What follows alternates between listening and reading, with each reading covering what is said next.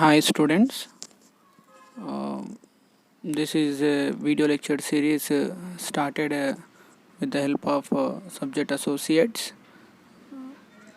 So with this video lecture series, uh, I will be helping you to understand the concept very well in a proper manner so that you can get clear ideas and very clear explanations with the help of my video lectures.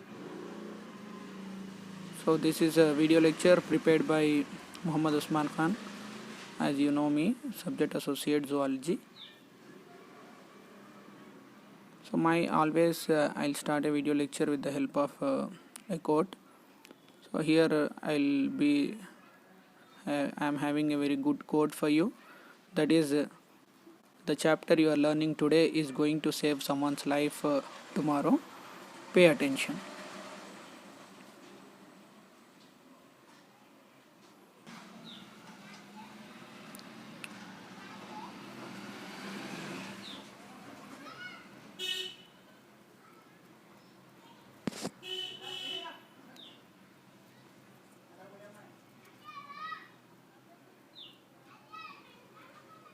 So here in this topic we will be discussing about the digestive system.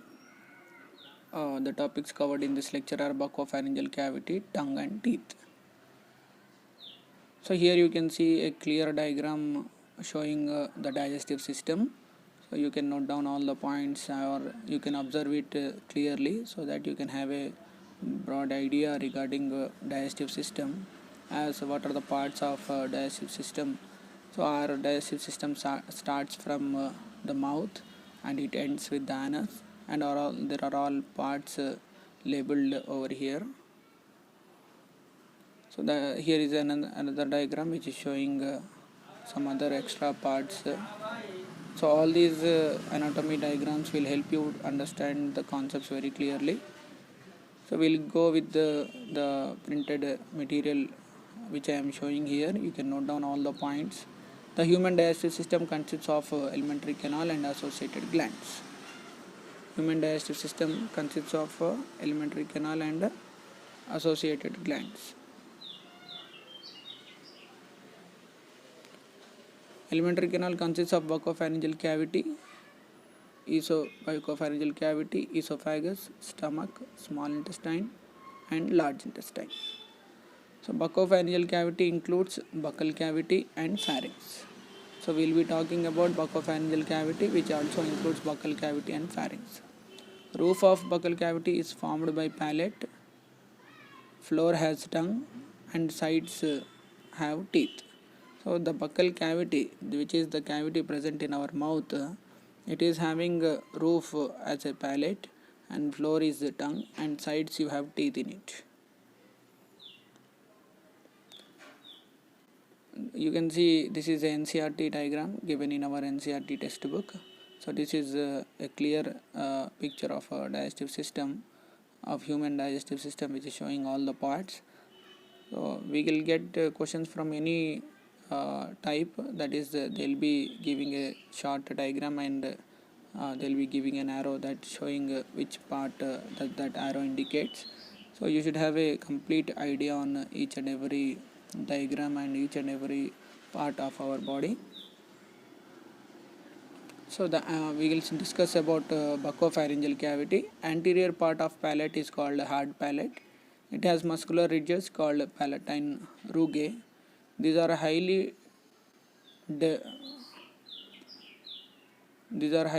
developed in carnivores. Posterior part of it is called soft palate. It has a fleshy lobe called uvula. It closes internal nostrils during swallowing. Uvula will close the internal nostrils during swallowing. There is another diagram which is showing clearly the buccopharyngeal cavity. So buccopharyngeal cavity consists of buccal cavity and pharynx, and its roof is made up of palate, and floor is made up of tongue, sides you have teeth. So you can see here all the parts in the buccopharyngeal cavity. There is another diagram which is showing the side view, internal side view. it is also showing all the parts, hard palate and soft palate, and opening of parotid duct you can see over here, and you can also see pharyngeal tonsils, and you can also see nasopharynx and oropharynx. Here you can see palatine tonsils, oropharynx, and you can also see laryngopharynx, and this is the root of the tongue. Here you can see the root of the tongue.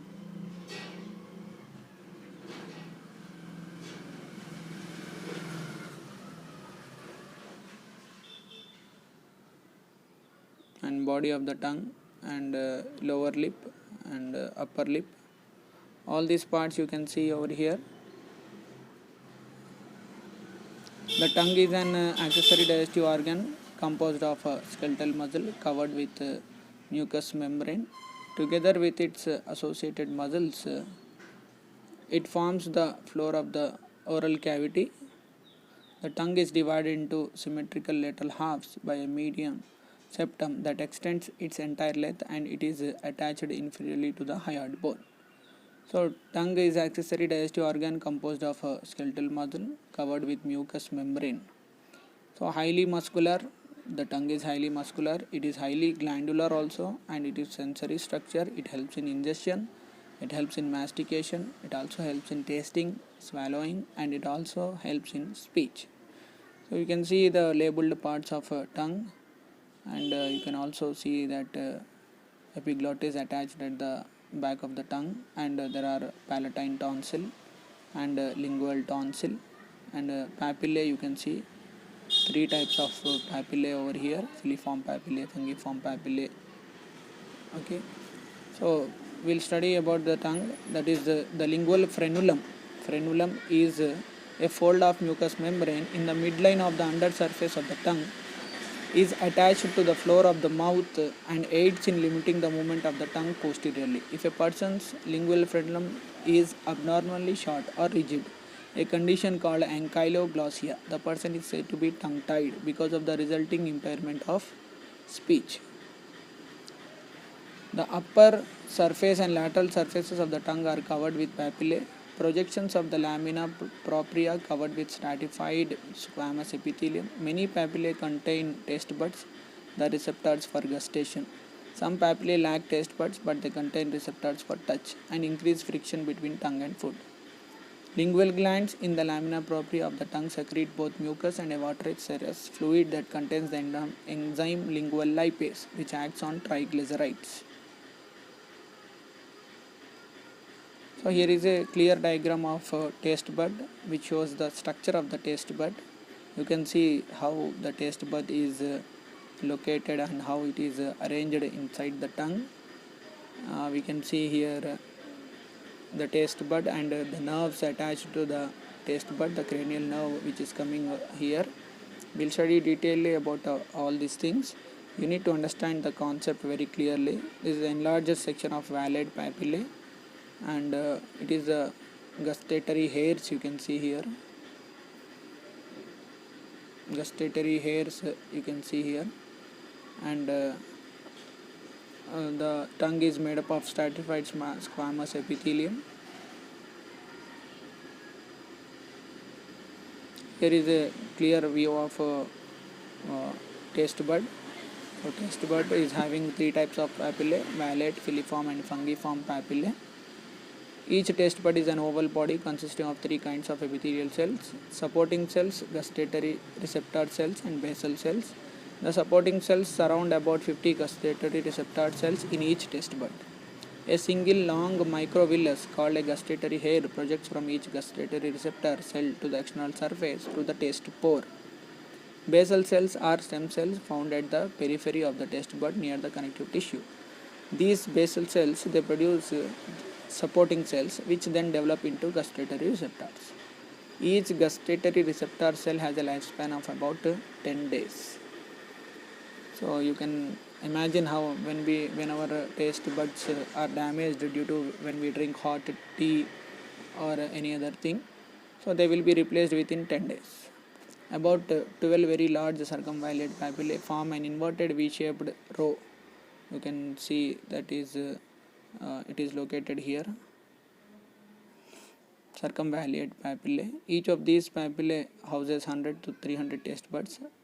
Fungiform papillae, they are nothing but mushroom shaped elevations scattered over the entire surface of the tongue that contain about 5 taste buds each. So highest number of taste buds are present on circumvallate papillae, and fungiform papillae, they are spread all over the entire tongue. 5 taste buds are present. Foliate papillae are located in small trenches on the lateral margins of the tongue, but most of their taste buds degenerate in early childhood. Foliate papillae are located in small trenches on lateral margins on the tongue, so their taste buds degenerate in early childhood itself. In addition, the entire surface of the tongue has filiform papillae.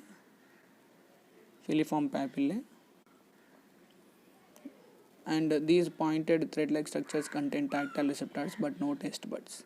So there are no taste buds in the filiform papillae. They increase friction between the tongue and the food, and they make it easier for the tongue to move food in the oral cavity.